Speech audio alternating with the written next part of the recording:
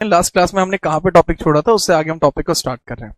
Last class में जहां तक मुझे याद है, मैं यहाँ पर आपका टॉपिक जो छोड़ चुका था, कि मैंने बता दिया था। एक सेकंड रुको, ग्लिच मार रहे हैं। लास्ट क्लास में बताओ फटाफट टॉपिक कहां पर था।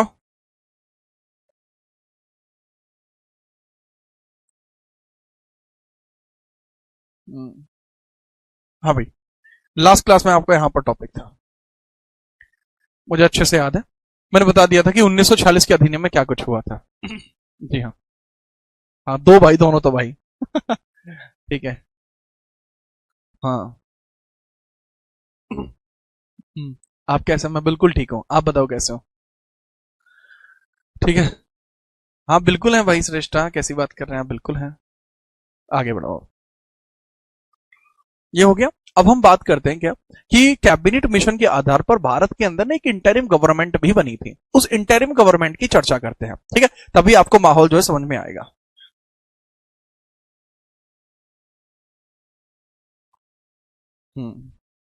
मैं बताना शुरू कर रहा हूं। यहां से लिखना है आपको, 1946 अधिनियम में, 1946 के अधिनियम में, 1946 के अधिनियम में अंतरिम सरकार के बारे में भी कहा गया था। ठीक है। अधिनियम में 1900 मतलब ये अंतरिम सरकार के बारे में भी कहा गया था। अंतरिम सरकार के गठन की व्याख्या थी, के गठन की व्याख्या थी। ठीक है, याद रखना। Discussion over, discussion over interim government, interim government के ऊपर भी डिस्कशन यहां पर किया गया था। ठीक है, चलिए। अब बात क्या होती है यहां पर इंटरिम गवर्नमेंट के बारे में। What is interim government? सबसे बड़ा सवाल यहां पर यही आता है कि एक अंतरिम सरकार क्या होती है। ठीक है, चलिए। अंतरिम सरकार क्या होती है? अंतरिम सरकार क्या होती है? Interim government. इंटरिम गवर्नमेंट क्या होती है, इसके बारे में चर्चा कीजिए। What is interim government? तो बाबू, इंटरिम गवर्नमेंट को बहुत ध्यान से समझिएगा। इंटरिम गवर्नमेंट क्या होती है?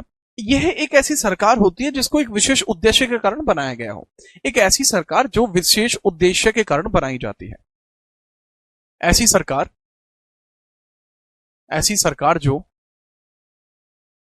विशेष उद्देश्य के कारण बनाई जाती है। विशेष उद्देश्य या समय के लिए बनती है, के लिए बने। बात दरअसल क्या है, एक गवर्नमेंट फॉर, यानी ये एक तरीके की गवर्नमेंट होती है। ये क्या होती है? एक तरीके की गवर्नमेंट होती है जो एक स्पेसिफिक ऑब्जेक्टिव या स्पेसिफिक टाइम के लिए बनती है। Government for specific time, specific time and specific, और या तो स्पेसिफिक टाइम के लिए बनी हो, टाइम और स्पेसिफिक ऑब्जेक्टिव, स्पेसिफिक ऑब्जेक्टिव।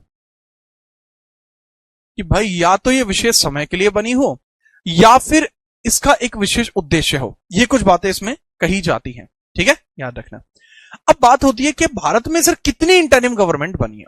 तो बाबू, भारत के अंदर 2 इंटरिम गवर्नमेंट बनी है। There were 2 interim governments in India. क्या इसमें 2 अंतरिम सरकार का गठन यहां हुआ था? या कितनी इंटरिम गवर्नमेंट बनी है? 2 interim governments, 2 interim governments, 2 interim governments were formed here. यहां 2 अंतरिम सरकारें बनी थी। 2 अंतरिम सरकार यहां बनी है। 2 अंतरिम सरकार यहां बनी है। 2 अंतरिम सरकार यहां पर बनी है। ठीक है, कितनी अंतरिम सरकार बनी है? 2 अंतरिम सरकार यहां पर बनी है। ठीक है सर जी। अब बताइए सर, 2 अंतरिम सरकार कौन सी बनी है यहां पर? देखो, एक अंतरिम सरकार वो है जो 1946 में बनी। एक अंतरिम सरकार वो है 1946 इंटरिम गवर्नमेंट या अंतरिम सरकार। और एक अंतरिम सरकार वो है जो 1947 में बनी, 1947 इंटरिम गवर्नमेंट। Interim government. ठीक है, तो दो इंटरिम गवर्नमेंट या अंतरिम सरकार बनी है। दोनों में फर्क क्या है? अंतरिम सरकार, दोनों में फर्क क्या है? अब दोनों में बताओ बेटा फर्क है क्या? सर दोनों में एक विशेष तौर पर फर्क आपको देखने को मिल जाएगा। बताइए सर, ये आजादी से पहले बनी है, आजादी से पहले बनी है। पहला डिफरेंस, ये बिफोर इंडिपेंडेंस है, वो पोस्ट इंडिपेंडेंस है, ये आजादी के बाद बनी है। पोस्ट इंडिपेंडेंस या आजादी के बाद, आजादी के बाद। तो एक आजादी से पहले बनी है, एक आजादी के बाद बनी है। ठीक है सर जी, समझ गए। अब बात क्या है कि सर इसके अंदर जो था, इस इंटरिम गवर्नमेंट के अंदर इसका ऑब्जेक्टिव क्या था, उद्देश्य क्या था? क्यों? क्योंकि देखो एक बात है, या तो ये एक डिफाइंड टाइम के लिए बनेगी या डिफाइंड ऑब्जेक्टिव के लिए, क्योंकि यही तो बात कही गई है, ऐसी सरकार जो विशेष उद्देश्य समय के लिए बने। तो इसका ऑब्जेक्टिव क्या है, इसका उद्देश्य क्या है? तो इसका उद्देश्य था देश की आजादी, मतलब ये बनेगी और देश की आजादी तक रहेगी। वो 2 दिन में हो, 10 दिन में हो, 10,000 दिन में हो, जब भी आजाद हो जाएगा देश, ये सरकार समाप्त हो जाएगी खुद ब खुद। ठीक है, उद्देश्य क्या था? देश की आजादी, देश की आजादी इसका ऑब्जेक्टिव था।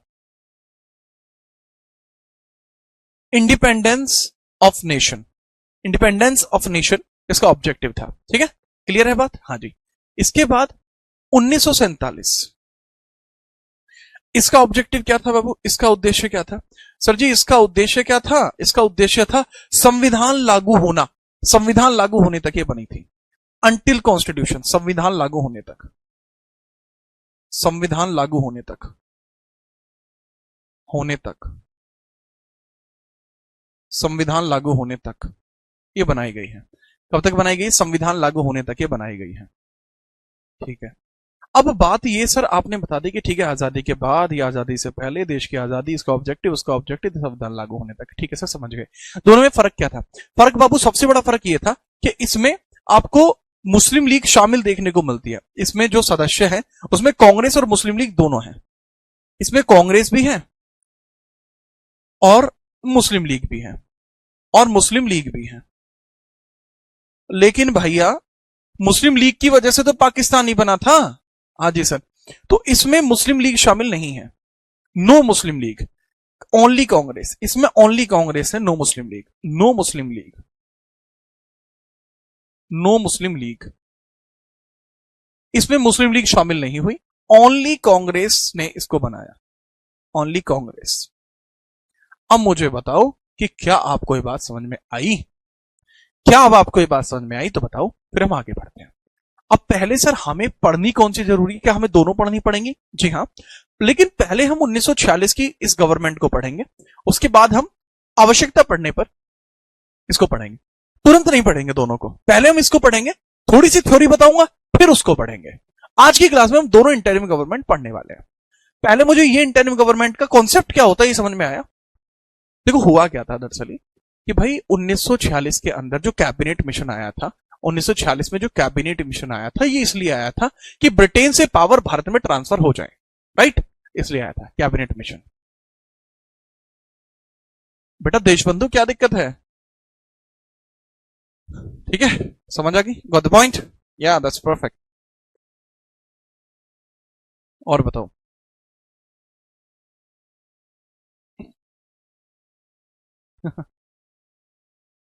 ओके, महाकुंभ जो है, मैं तो सोच रहा था अच्छी जगह है महाकुंभ। मैं सोच रहा था अगर थोड़ा सा भगवान की इच्छा रहती है तो मैं कोशिश करूंगा, अपनी तरफ से पूरा प्रयास करूंगा कि मैं महाकुंभ जा पाऊं।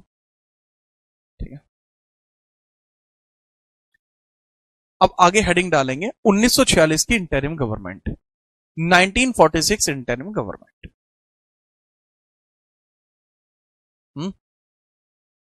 बताओ फटाफट।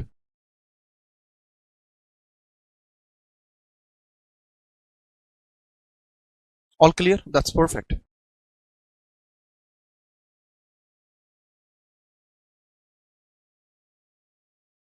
ठीक है,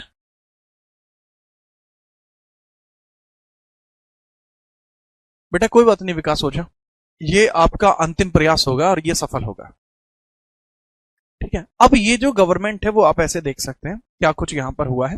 पहली जब कार्यकारी परिषद बनती है या एग्जीक्यूटिव काउंसिल बनती है, एग्जीक्यूटिव काउंसिल बनती है, तो इसके जो हेड है, एग्जीक्यूटिव काउंसिल के जो हेड हैं, अध्यक्ष हैं, वो विस्काउंट वेवल है या लॉर्ड माउंटबेटन है। दैट इज विस्काउंट वेवल शुरुआती तौर पर, विस्काउंट वेवल, बाद में इसमें आता है Mountbatten, later on Mountbatten, Mountbatten, ठीक है, पहले विस्काउंट वेवल है, बाद में माउंटबेटन है, ठीक है। चलो, इसके बाद यहां पर उपाध्यक्ष कौन बने हैं? उपाध्यक्ष का मतलब है कि ये तो हो गए अध्यक्ष, हेड हो गए, ये वाइस हेड। उपाध्यक्ष कौन बने हैं? उपाध्यक्ष। या विदेशी मामले किसके पास है? फॉरेन अफेयर्स, अफेयर्स किसके पास है? या कॉमनवेल्थ मैटर्स किसके पास है? कॉमनवेल्थ मैटर्स किसके पास है? मैटर्स किसके पास है? तो ये सब के सब जवाहरलाल नेहरू के पास है, ठीक है। क्या ये स्लाइड वाला नोट करना है? जी बच्चे, स्लाइड वाला नोट करना है। ये तो गवर्नमेंट है, this is interim government of 1946, आजादी से पहले। ये वो सरकार है, वो इंटरिम गवर्नमेंट है आजादी से पहले, आजादी से पहले, आजादी से पहले की बात है, ठीक है। चलिए, अब गृह मामले, सूचना और प्रसारण मंत्रालय, इसको कैसे लिखेंगे? गृह मंत्रालय को home ministry, home and information and broadcast, information plus broadcast, ठीक है। ये food and agriculture ministry, food and agriculture. इसके बाद आता है कॉमर्स, कॉमर्स यहां पर इब्राहिम के पास है, इब्राहिम इस्माइल चुंदरीगर, ये मुस्लिम लीग के आदमी है। 5 आदमी है टोटल, मुस्लिम लीग के कितने आदमी है? 5 है बाबू, ठीक है, 5 है। डिफेंस, बलदेव सिंह जी कांग्रेस के हैं, बलदेव सिंह कांग्रेस के हैं। वित्त, फाइनेंस, फाइनेंस लियाकत अली, ये भी मुस्लिम लीग के आदमी हैं। शिक्षा यानी एजुकेशन मिनिस्ट्री, एजुकेशन मिनिस्ट्री, ये भी कांग्रेस के आदमी है। सी राजगोपालाचारी कांग्रेस के हैं, ठीक है। तो नोट करिए बेटा, नाम जो है ये हिंदी में ही रखे रहने दिए मैंने, इनको मैंने चेंज कर दिया है, ठीक है। फटाफट से इनका नाम डाल लीजिए, बहुत जल्दी, फिर हम आगे बढ़ते हैं। इसके बाद क्या हुआ? एक स्लाइड और है, ऐसी ही नाम ही है, लिखने के लिए तो मैं यहां भी लिखवा सकता हूं, बट वही है कि थोड़ा जल्दी हो जाएगा इससे, ठीक है। इसमें कोई कॉन्सेप्ट नहीं था, इसलिए मैंने ऐसे लिख दिया। पहले मैं इसे नोट भी कराता था, मैं पहले इसको नोट ही कराता था, लेकिन उसमें क्या टाइम जाता है, ठीक है। फटाफट से नोट करो, ठीक है। बाकी बताओ। हाँ, एक गाना चल रहा था, वो यहीं चल रहा था, मैं नहीं गा रहा था, यहाँ गाना चल रहा था। जैसे ही नोट हो जाए तुरंत बताओ। हाँ भाई, साहिल भाई, यहाँ पे चल रहा था। कैसे था? अरे नहीं, वो नहीं था, दूसरा था। फटाफट नोट होते ही तुरंत बताओ। प्रभासिनी, हेलो सर, ऑफलाइन कब आ रहा है? कहां पे?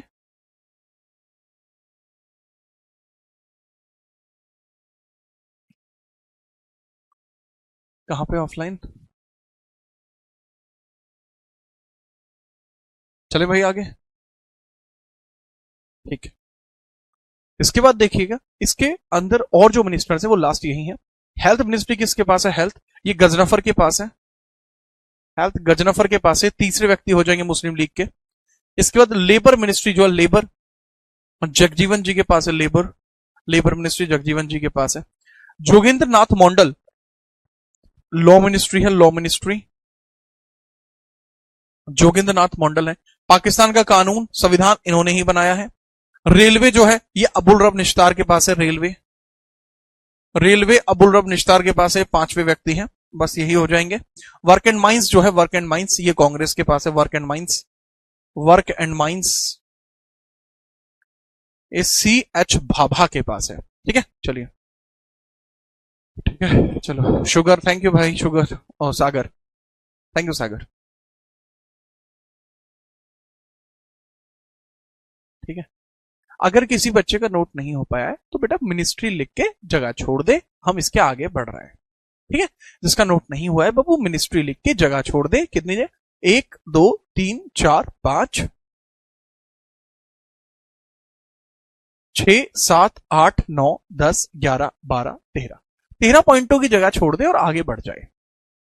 13 पॉइंटों की जगह छोड़ दे, आगे बढ़ जाए। ठीक है, इसके बाद होगा क्या वो मैं बताता हूं। इसके बाद ही सारा मैटर आपको समझ में आएगा। पहली यूनिट खत्म हो जाएगी आज।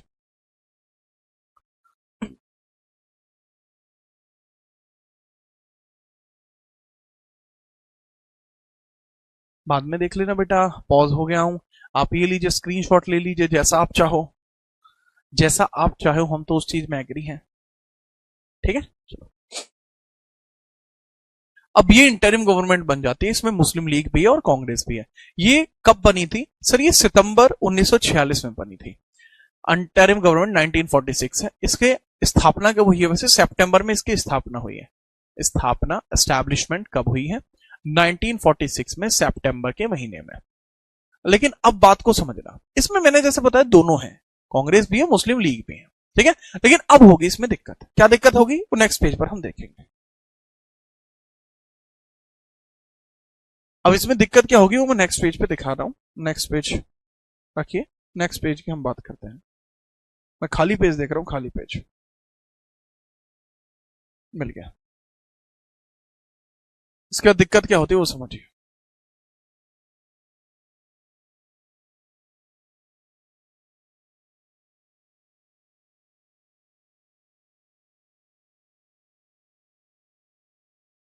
देखिए भाई, दिक्कत क्या होती है वो समझिए। कोई नोट नहीं कर पाया, 13 लाइन छोड़ देगा, आगे बढ़ जाएगा। बात को समझिए। इसके बाद होते हैं मैटर 20 फरवरी 1947। 20 फरवरी 1947। 20 फरवरी 1947 इस दिन एटली डिक्लेरेशन होती है। इस दिन क्या होता है बाबू? एटली डिक्लेरेशन, एटली उद्घोषणा। एटली डिक्लेरेशन होती है, एटली डिक्लेरेशन, एटली डिक्लेरेशन। एटली डिक्लेरेशन यानी एटली की उद्घोषणा होती है। ठीक है, एटली उद्घोषणा। एटली भाई यहां पर कहते हैं, क्या कहते हैं एटली? एटली है कौन? पहले एटली ब्रिटेन के पीएम है, और ब्रिटेन के पीएम एटली कहते हैं कि हम बहुत जल्द भारत को आजाद कर देंगे, बहुत जल्द। ठीक है, याद रखना, एटली डिक्लेरेशन उद्घोषणा हुई है। ठीक है, we will declare India independence. ठीक है, ये कहते हैं कि हम भारत को जल्द ही आजाद कर देंगे, जल्द आजाद करेंगे, आजाद करेंगे, जून 1948 से पहले, 48 से पहले।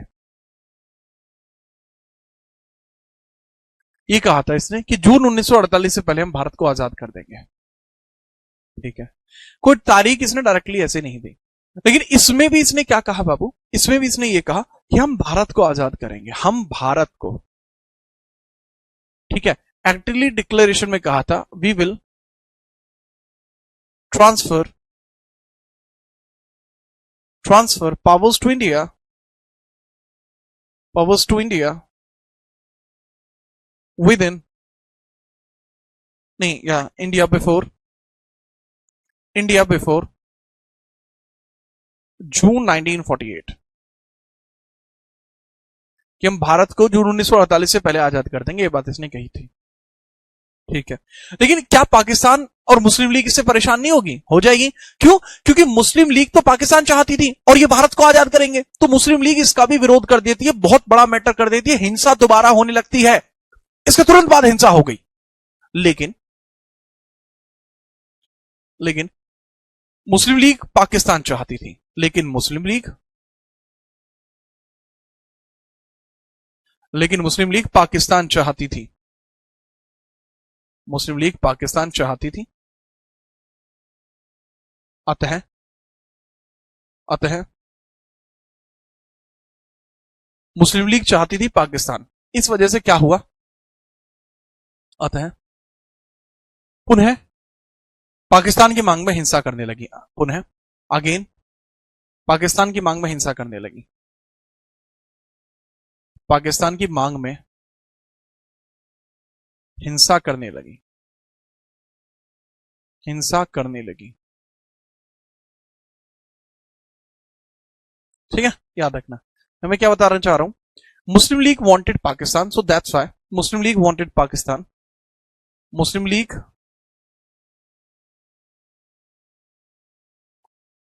वांटेड पाकिस्तान, वांटेड पाकिस्तान,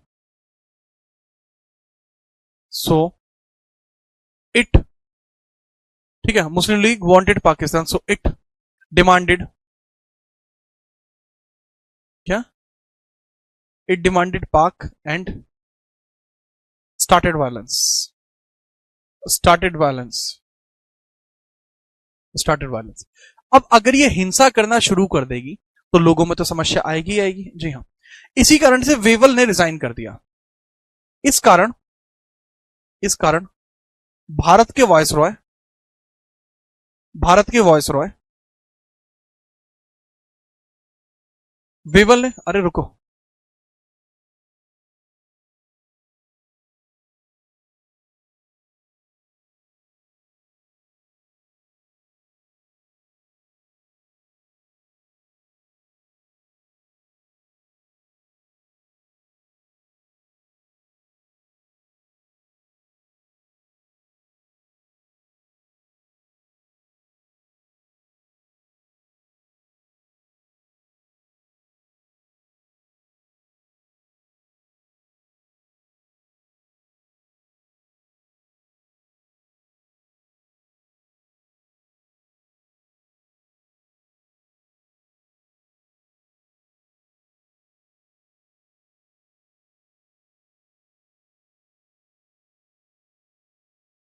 ठीक है चलो।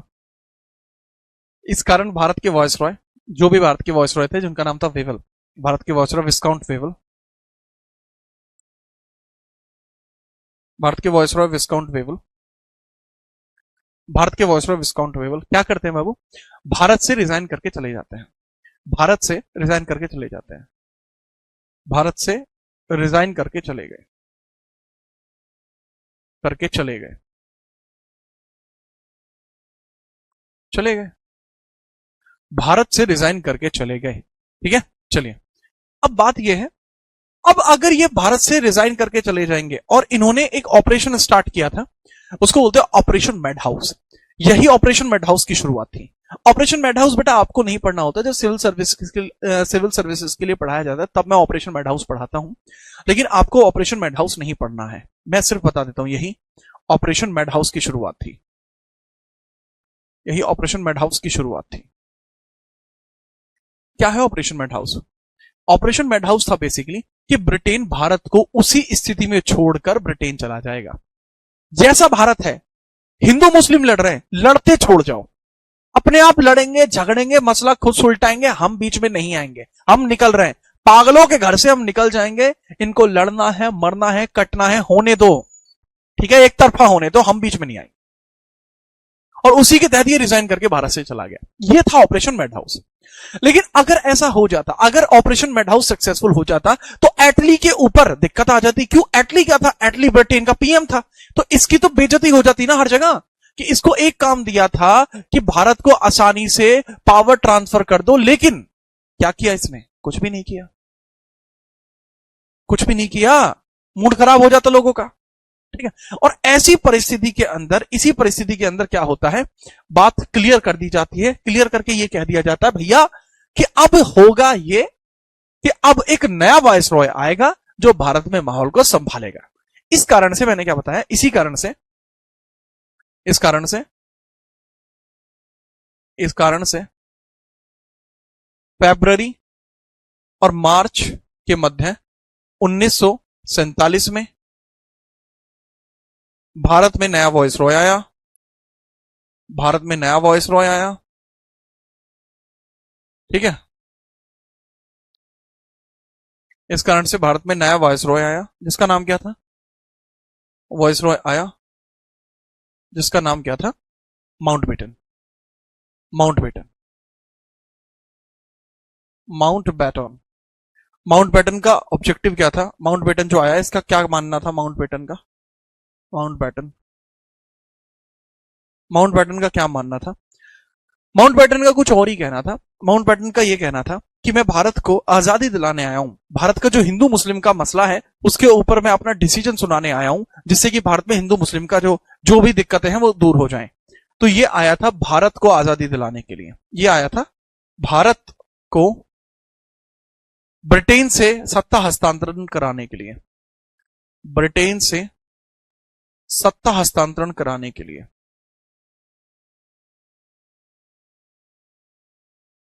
कराने के लिए। कराने के लिए। तो why did he came back? He came for power transfer from Britain to India. Came for power transfer.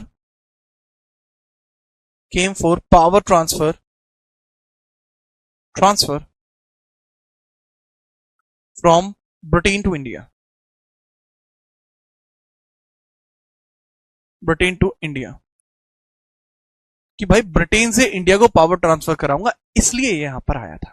अब बताओ, अगर यहां तक आपको यह सारा मैटर क्लियर है तो माउंटबेटन देखो, जो काम वेवल पीछे 6 साल में नहीं कर पाया, ब्रिटिश गवर्नमेंट पीछे 20 साल में नहीं कर पाई, माउंटबेटन 3 महीने में कर देगा। 3 महीने में हिंदुस्तान और पाकिस्तान के अधीन वो सारा डिसीजन क्लियर कर देगा।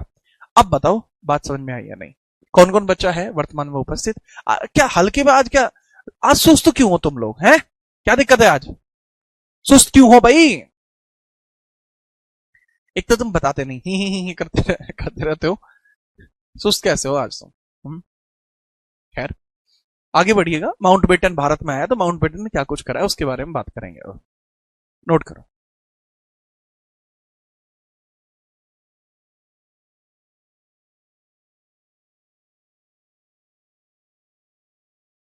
क्लियर है?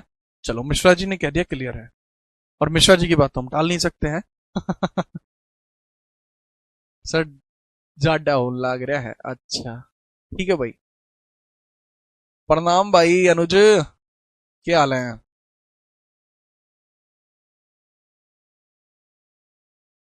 हम्म। अच्छा, राधे राधे। कोई नहीं, ठंडी वंडी का कोई मैटर को नहीं। अरे कैसी बात कर रहे हो मिश्रा जी आप? हम्म, प्रणाम भाई प्रणाम। हो गया नोट? अब हम आगे बढ़ते हैं। माउंटबेटन ने भारत में आके क्या किया उसकी हम बात कर रहे हैं। माउंटबेटन ने भारत में आके क्या किया, तो सीधा अब यहां से आप माउंटबेटन के बारे में समझेंगे। माउंटबेटन ने भारत में आके क्या किया है वो मैं आपको यहां से बताता हूं। माउंटबेटन ने भारत में आकर क्या किया।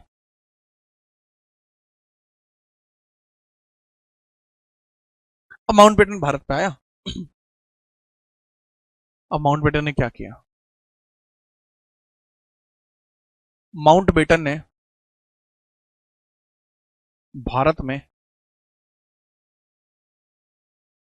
माउंटबेटन ने भारत में एक बड़ी ही माउंटबेटन ने भारत में, ठीक है, हिंदू और मुस्लिमों के मध्य विवाद को सुलझाया। मुस्लिम विवाद को समझाया। विवाद के कारण एक प्लान प्रस्तुत किया। के कारण एक प्लान प्रस्तुत किया। एक प्लान पेश किया। अब ये जो प्लान इसने पेश किया था, द प्लान ही प्रपोज्ड, तो माउंटबेटन लेकर आता है भारत में 3 जून प्लान। 3 जून प्लान। इसको 3 जून इसलिए कहा जाता है क्योंकि ये 3 जून को आया था। कब आया था? 3 जून 1947। कब आया था ये? 3 जून 1947। अब ये जो जब प्लान आता है इसमें कुछ बातें कही गई, जैसे भारत को सत्ता हस्तांतरण 2 भागों में होगा। भारत को सत्ता हस्तांतरण हस्तांतरण यानी पावर ट्रांसफर, सत्ता हस्तांतरण 2 भागों में होगा।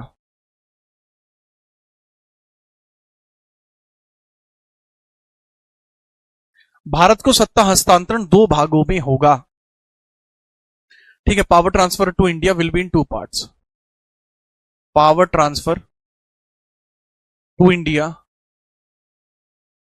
Will be in two parts. Will be in two parts. Will be in two parts. कि भाई भारत को जो सत्ता हस्तांतरण होगा वो दो भागों में होगा। अब इसमें एक भारत बनेगा, एक पाकिस्तान, एक बनेगा भारत और एक बनेगा पाकिस्तान। इंडिया नाम शुरुआत में नहीं आया था, शुरुआत में सिर्फ भारत था। एक भारत और एक पाकिस्तान। ठीक है, the one is for India and another is for Pakistan. One is for India and बाद में आया था इंडिया, खैर तो इंडिया को बाद में ही मैं बता दूंगा कैसे आया था। शुरुआत में तो भारत ही रहा था और पाकिस्तान बनेगा। ठीक है, याद रखना।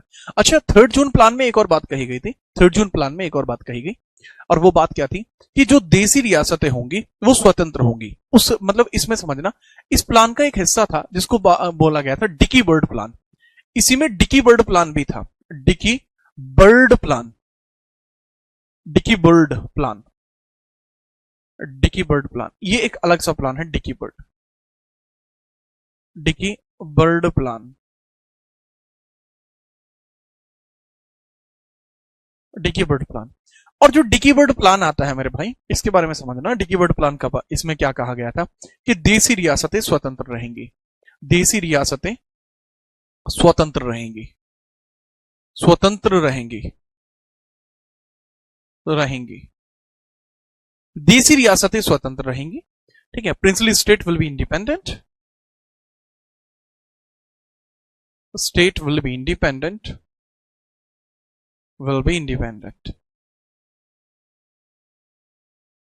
ठीक है, अब वो चाहे तो वो पाकिस्तान में जाए, चाहे वो हिंदुस्तान में जाए, चाहे वो भारत में जाए, चाहे वो पाकिस्तान में जाए, they are free to move. और चाहे तो वो स्वतंत्र रहे, फ्री टू मूव है, चाहे तो वो इंडिपेंडेंट रहे। इस पूरे प्लान को ही क्या नाम दिया गया था, इस देसी रियासत वाले प्लान को क्या नाम दिया गया था? Dickie Bird plan. इसको डिकी बर्ड प्लान दिया था। डिकी बर्ड ब्रिटेन का एक पक्षी होता है जो उड़ता ही रहता है, उड़ता ही रहता है, उड़ता ही रहता है। That is independent, that is Dickie Bird. ठीक है सचिन, बेटा लिख लो इसे। ठीक है, उसके बाद देख लेंगे भाई। ठीक है, इसको पहले लिख लो, उसके बाद देखेंगे आपकी बात पे भी पूरा पानी दिया जाएगा आपकी बात को, है आपको अगर ये बात समझ में। लेकिन इसमें कहीं पर भी ये नहीं कहा गया कि आजादी कब मिलेगी। सब कुछ कहा गया आजादी मिलेगी, जल्दी ही मिलेगी। इसमें भी यही बात कही गई कि जून 1948 से पहले आजादी दे देंगे, बट इसमें दिन निर्धारित नहीं किया गया कि कब दे दोगे। माहौल टाइट हो गया। ठीक है, माहौल बहुत टाइट हो गया, क्लियर ही नहीं हो पा रहा था। ठीक है, क्लियर ही नहीं हो पा रहा था कि क्या है, क्यों है, कैसे है। ठीक है, वो क्लियर नहीं हो पा रहा था, मैटर दिक्कत थी, लोग परेशान। ठीक है, अब एक बार माउंटबेटन गया था कराची। माउंटबेटन को कराची में घेर दिया, पूछा कि तुम आजाद करने वाले हो ना देश को, कब करोगे, डेट बताओ। उसने कहा कि डेट तो अभी नहीं आई, लेकिन डेट चाहिए अभी। तो भैया माउंटबेटन को लोगों की नजरों में, माउंटबेटन को लोगों की नजरों में डिटर्मिनेशन दिखा कि या तो आज इनको डेट बताऊंगा, नहीं तो ये मेरी पार्किंग लगा देंगे। तो माउंटबेटन ने बिना किसी से डिस्कशन करे, बिना किसी ब्रिटिश अधिकारी को बताए, लोगों को डेट बता दी 15 अगस्त। अब 15 अगस्त डेट इसने क्यों बताई? क्योंकि ये कमांडर था और ये 1945 में एक बैटल लड़ रहा था म्यांमार में। तो 15 अगस्त में ये मरने वाला था, लेकिन 15 अगस्त में जापान की आर्मी ने सरेंडर कर दिया, तो इसका जीवन बच गया 15 अगस्त में। तो इसके मन में वही बात थी कि यार मेरा जीवन 15 अगस्त को बचा था, 15 अगस्त आने वाला है, मेरे लिए सबसे लकी डेट वही है, तो मैं 15 अगस्त को ही देख लेता हूं। ठीक है, तो बस 15 अगस्त की इस बात को सुनने के पश्चात बात स्पष्ट हो जाती है कि 15 अगस्त को आजादी मिलेगी। अब ब्रिटिशर्स के ऊपर प्रेशर क्रिएट हो गया। ये ब्रिटिशर्स को तो पता ही नहीं था कि ये गधा वहां जाके 15 अगस्त बोला है। ब्रिटिशर्स को ये बात पता लगी, उन्होंने पहले डाटा इसको कि माउंटबेटन यार तेरे में दिमाग कम है क्या? अबे जब जून 1948 की बात क्या थी, तो क्या जरूरत थी तूने ये बकवास करने की? कह लगा जी अरे घेर दिया था मैं, अगर मैं डेट नहीं बताता ना तो फिर पार्किंग लगनी तय थी। तो कह लगे चल ठीक है, तेरी बात पे भी गौर दी जाएगी, तो समझना। ठीक है, अब ये समझना इसी चीज के कारण अब ब्रिटिश भारत को आजादी दिलाने के लिए तैयार है और वो बनाते हैं एक अधिनियम। ठीक है, अब याद रखना इसी के आधार पर। अच्छा, एक बात और है जो यहां पे आप समझने वाली होगी कि इन दोनों के मध्य सीमा कौन तय करेगा, सीमा का निर्धारण कौन करेगा, भारत और पाकिस्तान के मध्य सीमा का निर्धारण कौन करेगा, वो आप यहां लिख लेना। ठीक है, भारत पाकिस्तान में सीमा का निर्धारण कैसे होगा, भारत में पाकिस्तान में सीमा का निर्धारण कैसे होगा, सीमा का निर्धारण कैसे होगा, सीमा निर्धारण, सीमा का निर्धारण का मतलब क्या है, बाउंड्री, बाउंड्री डिसाइड कौन करेगा, बाउंड्री डिसाइड कैसे होंगे बाबू, बाउंड्री डिसाइड कैसे होंगे, तो बाउंड्री डिसाइड करने के लिए रेडक्लिफ कमीशन बनाया गया था, रेडक्लिफ कमीशन बनाया गया था, तो चार्ल्स रेडक्लिफ कमीशन के आधार पर, चार्ल्स और रेडक्लिफ द्वारा, और रेडक्लिफ, चार्ल्स रेडक्लिफ, रेडक्लिफ द्वारा, चार्ल्स रेडक्लिफ के द्वारा ऐसा किया जाएगा। तो भाई निर्धारित होता है ऐसे। ठीक है, चलिए ठीक है ठीक है, चार्ल्स रेडक्लिफ जो है आपको यहां देखने को मिलेगा। क्लियर। अब इसके बाद क्या होता है, दूसरा होता है कि सर जो लोग थे जो कहीं और रह रहे थे, कहीं अगर वो और आना चाहते हैं तो क्या हुआ, अरे उसके लिए चुनाव कराएंगे, इसके लिए रेफरेंडम की गुंजाइश भी दी गई थी। लोग किसी भी क्षेत्र में निवास करते हैं, किसी भी क्षेत्र में स्वेच्छा से रह सकते थे, क्षेत्र में स्वेच्छा से रह सकते थे, स्वेच्छा से रह सकते थे, स्वेच्छा से रह सकते थे। ठीक है, इसके लिए किया गया रेफरेंडम, रेफरेंडम किया गया। रेफरेंडम का मतलब होता है जनमत संग्रह, जनमत संग्रह। इसका मतलब क्या होता है बाबू, जनमत संग्रह का मतलब होता है कि कौन कहां रहना चाहता है। ठीक है, जनमत संग्रह वोटिंग होता है, इसका मतलब एक तरीके से लोगों के द्वारा वोटिंग कराई जाती है। वोटिंग दो स्थानों पर, वोटिंग क्यों थी कि भाई उस एरिया में रहने वाले आदमी कहां रहना चाहते हैं। ठीक है, कहां पे वोटिंग हुई है वो समझिए। एक तो हुई है असम में, असम के सिलसट में। ठीक है, असम के सिलसट में हुई है, असम के सिलसट में हुई है। दूसरी हुई है उत्तर प्रदेश में, यूपी में। इसको तब संयुक्त प्रांत बोलते थे, यूनाइटेड प्रोविंस बोलते थे। आज की डेट में उत्तर प्रदेश है संयुक्त प्रांत। तो यहां दो जगह वोटिंग हुई है कि कौन कहां रहना चाहता है, वो यहां डिसाइड कर लेगा, वोट पड़ी है। ठीक है, चलो आपके हैंड रिटन नोट्स जो है बाबू वो कल डाल दिए जाएंगे। हालांकि आपके हैंड रिटन नोट्स जो खास लोग का ग्रुप है, खास लोग ग्रुप में भी मैंने शेयर कर दिए हैं, खास लोग में भी है और यहां पर भी कल डल जाएंगे। क्लियर है, ठीक है सर।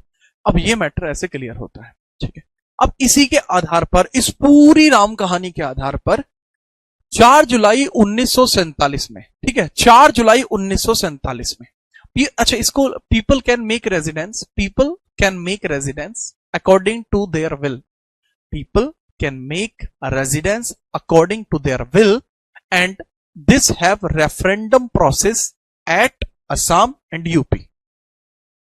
ठीक है, इंग्लिश में ऐसे है। अब मैंने बताया इसी आधार पर, इसी आधार पर इसी आधार पर on it's basis, on this basis 4 जुलाई 1947 में, 4 जुलाई 1947 में, 4 जुलाई 1947 में भारत स्वतंत्रता अधिनियम ब्रिटेन की संसद में आया।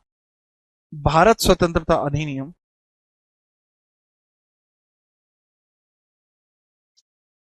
भारत स्वतंत्रता अधिनियम ब्रिटेन की संसद में आया, ब्रिटिश संसद में आया, ब्रिटिश संसद में आया। कहा आया भाई, ब्रिटिश संसद में आया। ठीक है, याद रखिए। तो India independence act, India independence act, इसमें सारी बातें बताई गई थी। ठीक है, इंडिया इंडिपेंडेंस एक्ट जो है इसमें सारी बातें बताई गई थी और ये 4 जुलाई में आया और 18 जुलाई में पास हो गया। 18 जुलाई 1947 में ये यहां से पास हो गया, पास्ट हो गया। और तब उसी के आधार पर आज भारत ऐसा बना। लेकिन इसमें क्या लिखा हुआ था वो हम अगले पेज पर देखेंगे। पहले मुझे ये बताओ कि आपको ये पूरी राम कहानी समझ में आई? हाँ या ना में जवाब चाहिए मुझे, ठीक है? बहुत जल्दी से 1 मिनट में मुझे जवाब चाहिए आपसे, तुरंत नोट करो और जवाब दो। हाँ, बढ़िया। जिंदगी के लूट नजारे, कदमा में दर्द तारे, लावे ना लारी ओ लारे, हैं? पारित हुआ। पास होने का मतलब ही होता है पारित हुआ। हाँ भाई, पारित हुआ। कैसी बात करते हो तुम लोग? जी, आगी समझ। बहुत बढ़िया मलिक साहब, क्लियर है जी। बहुत अच्छे से क्लियर, बहुत ही बढ़िया। हाँ, समझ आ गई। अद्भुत। शाबाश। अब जैसा कि मैंने आपको ये बताया, इसी के आधार पर आप समझिएगा ये इंडिया इंडिपेंडेंस एक्ट था क्या। This is India independence act. This is India independence act. ठीक है, चलिए। तो इंडिया इंडिपेंडेंस एक्ट 1947 ये आया। एक्ट प्रेजेंट कब किया गया था ब्रिटेन के संसद में? 4 जुलाई को। पास कब हुआ था? 18 जुलाई को। तब शर्त ऐसी थी कि रियासत इनमें से किसी भी देश में शामिल होने के लिए स्वतंत्र है।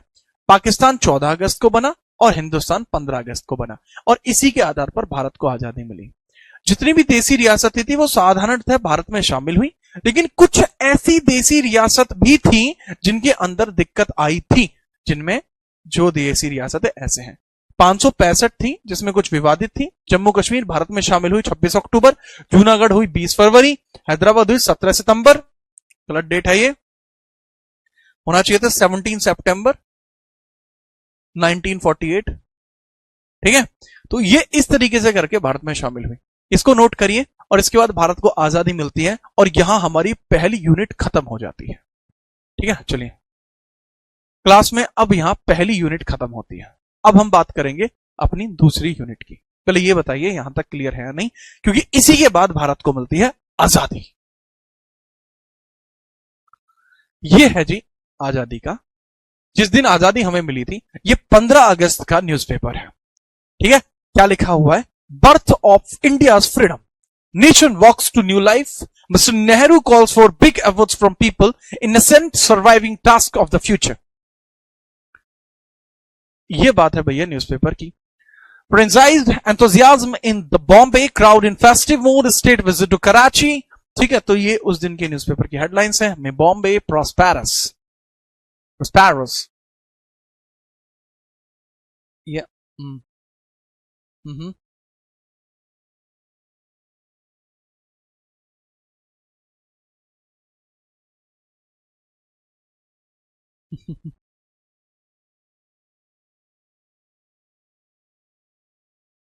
ठीक है, बात आई समझ में? तो ये इस तरीके से पूरा का पूरा माहौल आपको देखने को मिला है। ठीक है, अरे हाँ भैया मैंने बताया खाली, अब नोट कर। नोट क्या करना है बाबू, जो जो लिखा हुआ वो फटाफट से नोट कर मारो। ये तो नॉर्मल नॉर्मल सी चीजें हैं। और इसमें भी मैं ये चीज तो पीछे आपने पीछे पेज पे लिख ली, तो ये आपको नहीं लिखनी। ये भी आपने पीछे लिख ली, लिखनी तो ये भी नहीं है। तो कुछ नहीं लिखना है इसमें, सिर्फ आपको पता होना चाहिए। लिखवा तो मैं पहले ही चुका हूं इसको। अरे लो भाई साहब, ये लो, नोट करो। और यहां पे हमारी पहली यूनिट खत्म होती है। अब यहां से स्टार्ट होता है। इसके बाद प्रभाव क्या पड़ा, आजादी का प्रभाव क्या पड़ा? बेटा अंकिता, इसको इतना ही लिखना है। ये चीज आप लिख चुके हो, सिर्फ समझने वाली बात थी यार। ये चीज मैं आपको पीछे यहां लिखवा चुका हूं ऑलरेडी। ये रही देखो हिंदी में। ये क्या पेज खोल रहा है? जो अभी पीछे मैंने पेज आपको दिखाया था वहां हिंदी में लिखा हुआ था, कोई टेंशन की बात नहीं। ठीक है, चलो। ठीक है, जब नोट हो जाए फटाफट बता दो, फिर हम आगे बढ़ेंगे। एक बार कह दीजिए ओके सर, नोट हो गया, हम आगे बढ़ें क्या? तुरंत बढ़ जाएंगे भाई आगे।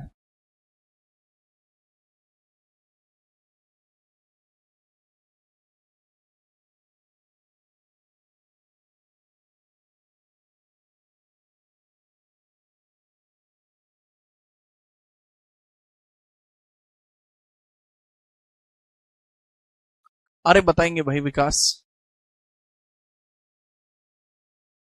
हो गया। ठीक है, तो अब बात को समझिएगा, इसके आगे क्या होता है, इस आजादी का क्या प्रभाव हमारे यहां पर पड़ा है, उस प्रभाव को समझिए। एक सेकंड, एक सेकंड, एक सेकंड, फिर से एक खाली पेज चाहिए मुझे। ये रहा खाली पेज।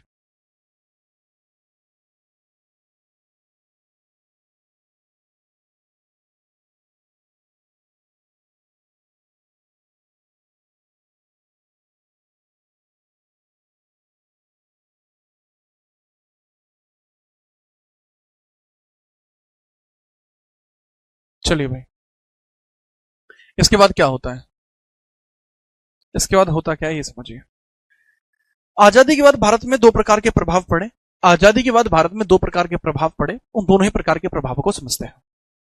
ठीक है, 1947, 14 अगस्त 1947 में पाकिस्तान बना। पाकिस्तान बना, पाकिस्तान बना। और 15 अगस्त 1947 में, और 15 अगस्त 1947 में भारत बना। भारत बना।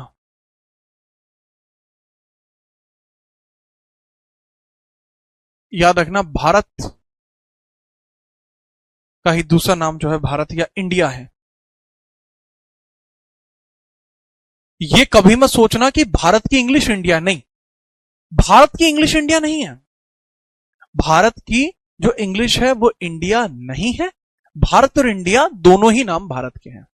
ठीक है, याद रखना। भारत ऐसे भी लिखेंगे आप, भारत, और इंडिया ऐसे भी लिखेंगे आप। ठीक है, ये दोनों ही सिनोनियम्स है अपने। अब इसके बाद आजादी के पश्चात, आजादी के बाद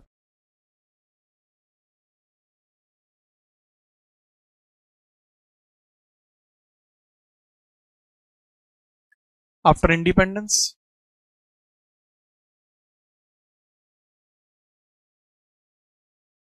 पहला काम तो बाबू ये होता है कि जो संविधान सभा थी वो टूट चुकी थी। कारण क्या था कि पाकिस्तान की संविधान सभा अलग बनी। इसकी संविधान सभा 3 जून को बनी थी। इसकी संविधान सभा 3 जून को बनी। इसकी संविधान सभा 3 जून को बनी। 3 जून को बनी 1947 में।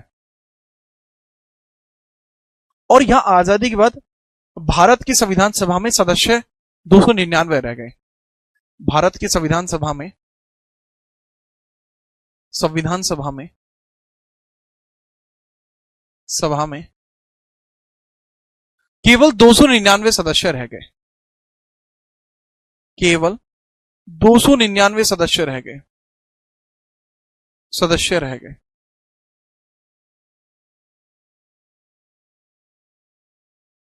रह गए। कितने मेंबर्स रह गए? ओनली 299, 299 सदस्य रह गए। ठीक है, भारत की संविधान सभा में केवल 299 सदस्य रह गए। ठीक है, आजादी के बाद, जिसमें से भी 299 में से भी 229 तो थे ब्रिटिश प्रांत के लिए, ब्रिटिश प्रांत के लिए, ब्रिटिश प्रोविंस के लिए, और 70 जो थे वो थे देसी रियासत के लिए, प्रिंसली स्टेट के लिए। 70 देसी रियासत के लिए थे। ठीक है, याद रखना। और आजादी के बाद नई अंतरिम सरकार भी बनी। 1947 की नई अंतरिम सरकार बनी। नई अंतरिम सरकार बनी। अंतरिम सरकार, नई अंतरिम सरकार बनी। और ये जो नई अंतरिम सरकार बनी है, न्यू इंटरिम गवर्नमेंट बनी है, इसमें केवल कांग्रेस थी। न्यू इंटरिम गवर्नमेंट थी, इसमें केवल और केवल कांग्रेस थी। ओनली कांग्रेस। इस न्यू इंटरिम गवर्नमेंट में कौन था? केवल कांग्रेस थी। ओनली कांग्रेस, केवल कांग्रेस है इसमें। प्लस ये कब तक के लिए बनी है? केवल कांग्रेस है। और ये कब तक के लिए बनी है? सिर्फ कांग्रेस।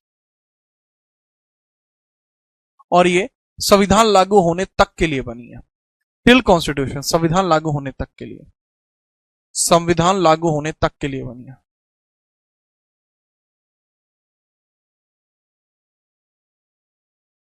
तक के लिए बनी है। अनटिल कॉन्स्टिट्यूशन, टिल कॉन्स्टिट्यूशन बनी है ये, टिल कॉन्स्टिट्यूशन, टिल कॉन्स्टिट्यूशन। ठीक है, कब तक के लिए बनी है? कॉन्स्टिट्यूशन तक के लिए बनी है, टिल कॉन्स्टिट्यूशन बनी है। ठीक है, चलिए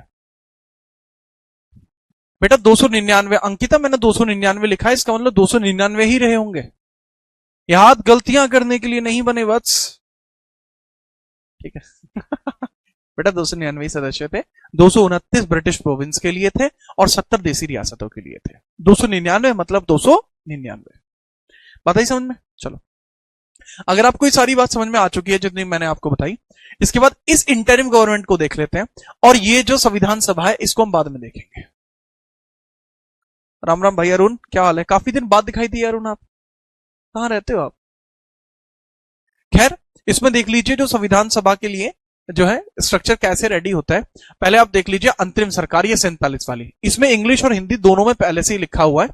ठीक है, प्रधानमंत्री विदेश मंत्रालय नेहरू के पास थे। ठीक है, होम और ब्रॉडकास्टिंग पटेल जी के पास थी। खाद एग्रीकल्चर ये अपने जो है राजेंद्र प्रसाद जी के पास थी। एजुकेशन ये मौलाना अबुल कलाम आजाद के पास थी। ठीक है,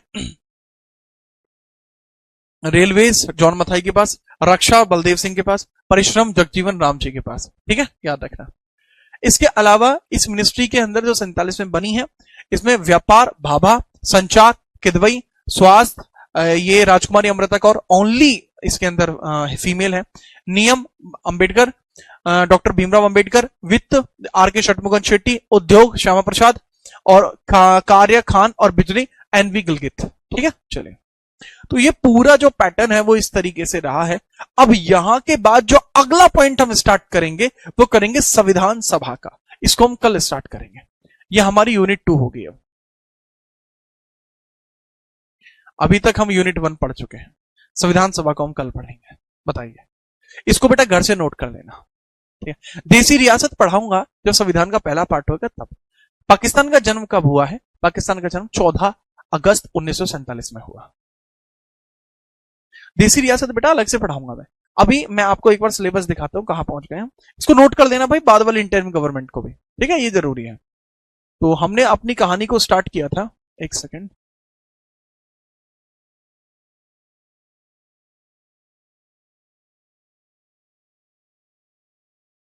हाँ जी, तो हमने अपनी कहानी को स्टार्ट किया था जहां से, अब हम काफी आगे यहां पर आ चुके हैं।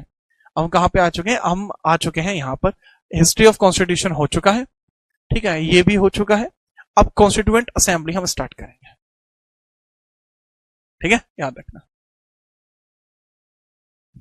ठीक है, चलिए,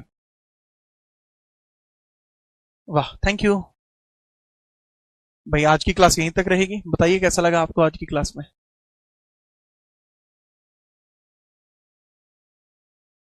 बताओ।